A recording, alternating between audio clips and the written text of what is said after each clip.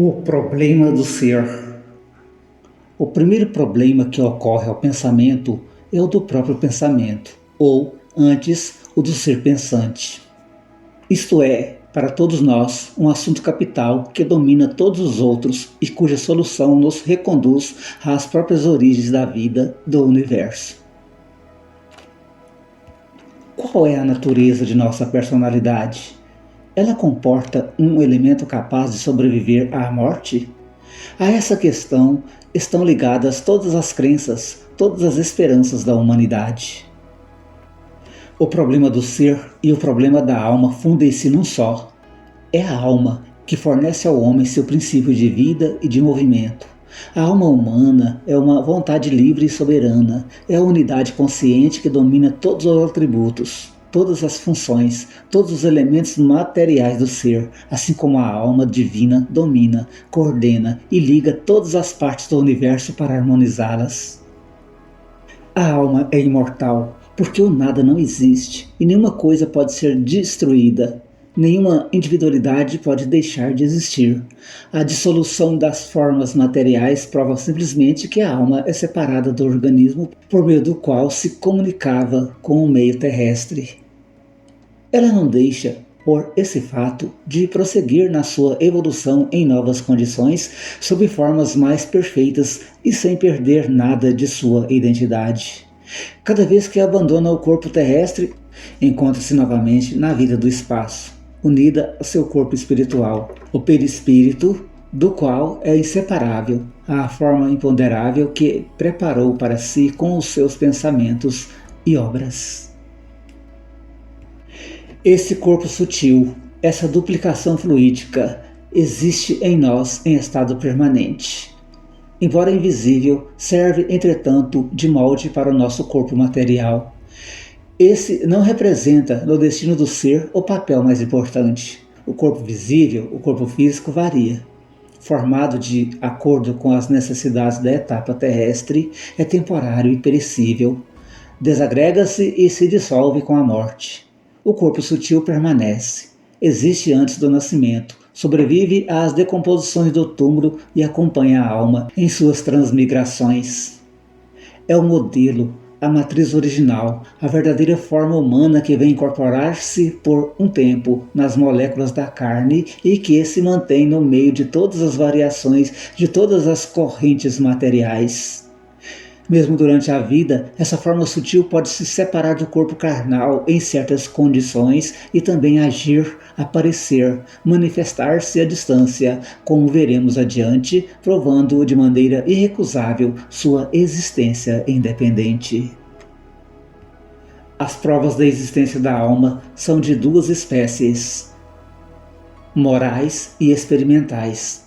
Vejamos primeiramente as provas morais e as de ordem lógica que, apesar de terem servido muitas vezes, conservam toda a sua força e seu valor. De acordo com as escolas materialista e monista, a alma não passa da resultante de funções cerebrais. As células do cérebro, disse Haeckel, são os verdadeiros órgãos da alma. Está ligada à integridade delas. Cresce, decai e desaparece com elas. O germe material contém o ser completo, físico e mental. Responderemos à questão fundamental. A matéria não pode gerar qualidades que não tem. Átomos, sejam triangulares, circulares ou curvos, não podem representar a razão, o gênio, o amor puro, a sublime caridade. O cérebro, dizem, cria a função, mas é possível compreender que uma função possa se conhecer, possuir consciência e sensibilidade? Como explicar a consciência, a não ser pelo espírito? Ela vem da matéria? Mas consciência e matéria não se combatem frequentemente? Ela vem do interesse, do instinto de conservação? Então por que se revolta contra eles e nos leva muitas vezes ao sacrifício? O organismo material não é o princípio da vida e das faculdades, é ao contrário, seu limite. O cérebro não passa de um instrumento com a ajuda do qual o espírito registra as sensações. Poderia ser comparado a um teclado, em que cada tecla representaria um gênero especial de sensações. Quando o instrumento está perfeitamente afinado, essas teclas, sob a ação da vontade, dão o som que lhes é próprio, e a harmonia reina em nossas ideias e em nossos atos. Mas se essas teclas estiverem faltando ou destruídas, o som produzido será falso, a harmonia incompleta. Resultará daí uma desafinação, apesar dos esforços da inteligência e do artista, que não pode mais obter desse instrumento defeituoso um conjunto de manifestações regulares. Assim se explicam as doenças mentais, as neuroses, a perda temporária da fala ou da memória, a loucura, etc. Sem que, por isso, a existência da alma fique comprometida. Em todos esses casos, o espírito subsiste, mas suas manifestações são desfiguradas e, às vezes, até aniquiladas por falta de correlação com o seu organismo. Sem dúvida, de uma maneira geral, o desenvolvimento do cérebro denota altas faculdades. Uma alma delicada e poderosa precisa de um instrumento mais perfeito, que se preste a todas as manifestações de um pensamento elevado e fecundo. As dimensões e as circunvoluções do cérebro estão, frequentemente, em relação direta com o grau de evolução do espírito. Não se deve daqui deduzir que a memória é apenas um simples jogo de células cerebrais. Estas se modificam e se renovam incessantemente, diz a ciência, a tal ponto que o cérebro e o corpo humano são renovados em poucos anos. Nessas condições, como explicar que possamos nos recordar dos fatos que remontam a 10, 20, 30 anos? Como os velhos rememoram com uma facilidade surpreendente os menores detalhes de sua infância? Como a memória, a personalidade, o eu, podem persistir e manter-se no meio de contínuas destruições e reconstruções orgânicas? Quantos problemas insolúveis para o materialismo! O único meio de atingir a alma são os sentidos, dizem os psicólogos, e a suspensão deles leva ao desaparecimento da outra. Notemos, entretanto, que o estado de anestesia, ou seja, a supressão momentânea da sensibilidade, não suprime de modo algum a ação da inteligência. Esta se ativa, ao contrário, em casos que, segundo as doutrinas materialistas, deveria estar aniquilada. Wilson escreveu: se existe alguma coisa que possa demonstrar a independência do eu, é certamente a prova que nos fornece os pacientes submetidos à ação do éter e nos quais as faculdades intelectuais resistem aos agentes anestésicos.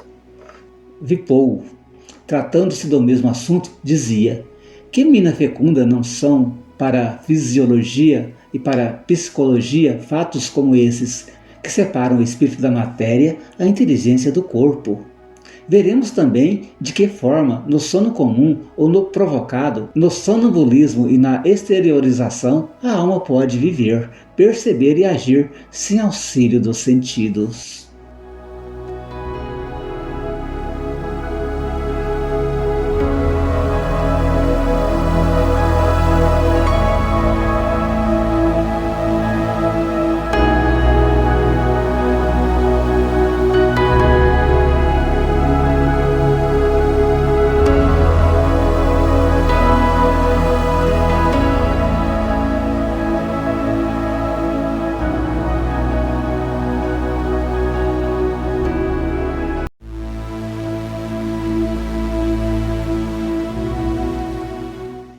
Se a alma, como quer Haeckel, representasse unicamente a soma dos elementos corporais, sempre haveria no homem correlação entre o físico e o mental.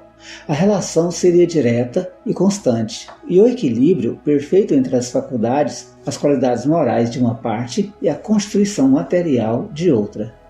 Os mais bem dotados, sob o ponto de vista físico, também possuiriam as almas mais inteligentes e mais dignas. Sabemos que isso não acontece, pois, muitas vezes, almas muito elevadas habitaram corpos débeis. A saúde e a força não implicam necessariamente, naqueles que as possuem, um espírito sutil e de brilhantes qualidades. Disse, é bem verdade, mens sana in corpore sano, mente sã em corpo sadio. Mas há tantas exceções para essa máxima, que não é possível considerá-la como regra absoluta. A carne sempre cede à dor. O mesmo não acontece com a alma. que muitas vezes resiste, exalta-se no sentimento e triunfa sobre os agentes externos. Os exemplos de Antígona, de Jesus, de Sócrates, de Joana d'Arc, os dos mártires cristãos, dos hussitas e tantos outros que embelezam a história e enobrecem a raça humana, estão aí para nos lembrar de que as vozes do sacrifício e do dever podem se elevar muito acima dos instintos da matéria. A vontade dos heróis sabe dominar as resistências do corpo nas horas decisivas. Se o homem estivesse por inteiro no germe físico, nele seriam encontradas unicamente as qualidades e os defeitos de seus progenitores, na mesma proporção. Mas ao contrário, vê-se por toda parte crianças diferentes de seus pais, superiores ou inferiores a eles. Irmãos gêmeos, de uma forte semelhança física, apresentam, sob o ponto de vista mental e moral, caracteres diferentes entre si e entre os seus antepassados. As teorias do atavismo e da hereditariedade são impotentes para explicar os casos célebres de crianças artistas ou sábias.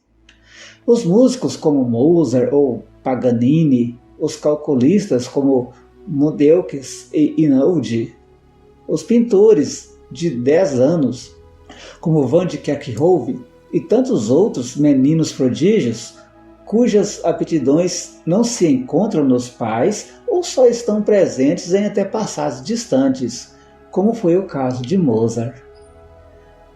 As propriedades da substância material transmitida pelos pais se manifestam na criança pela semelhança física e pelas doenças congênitas, mas a semelhança só dura no primeiro período da vida.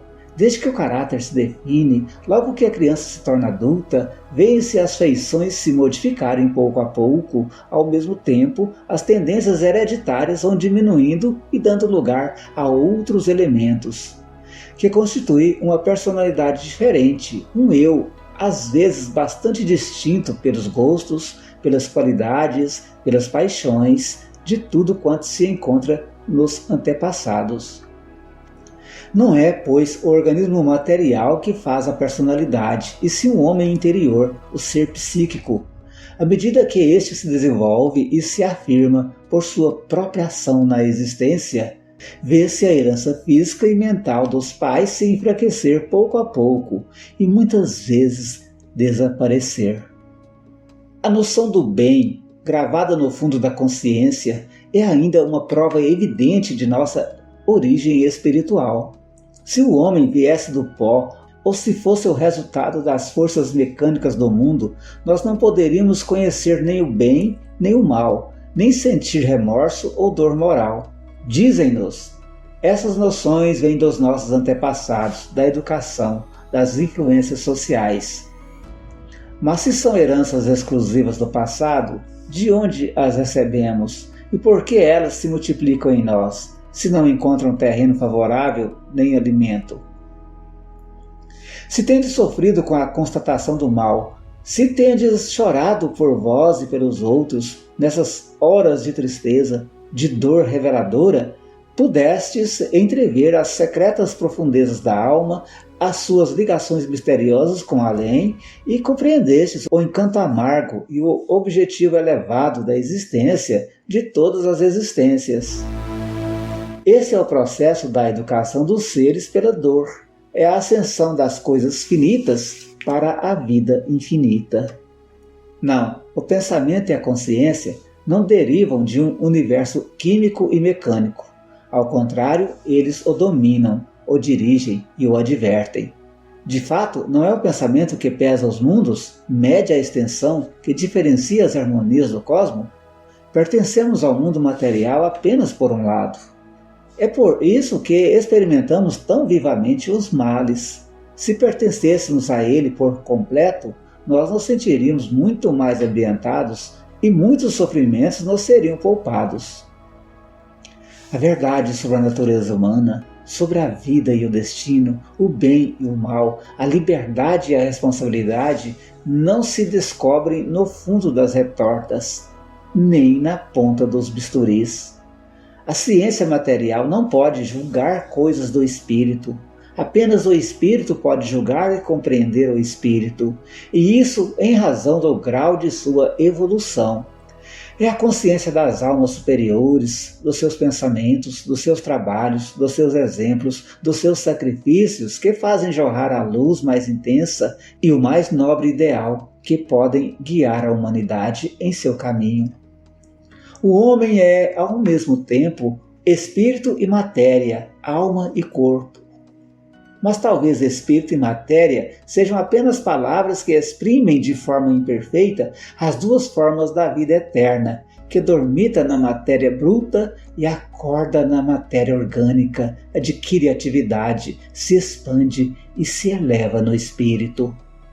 É possível haver, como alguns filósofos admitem, apenas uma essência única das coisas, ao mesmo tempo forma e pensamento, sendo a forma um pensamento materializado e o pensamento a forma do espírito? É possível. O ser humano é limitado e mesmo os olhares do gênio não passam de um rápido clarão no domínio infinito das ideias e das leis. Todavia, o que caracteriza a alma e a diferença absolutamente da matéria é sua unidade consciente. A matéria se dispersa e se dissipa sob a ação da análise. O átomo físico se subdivide em subátomos, que, por sua vez, fragmentam-se indefinidamente. A matéria, como estabelecem as recentes descobertas de Becquerel, Cuvier e Le Bon, é inteiramente desprovida de unidade. No universo, apenas o espírito representa o elemento uno, simples, indivisível e, por isso, logicamente indestrutível, imperecível, imortal.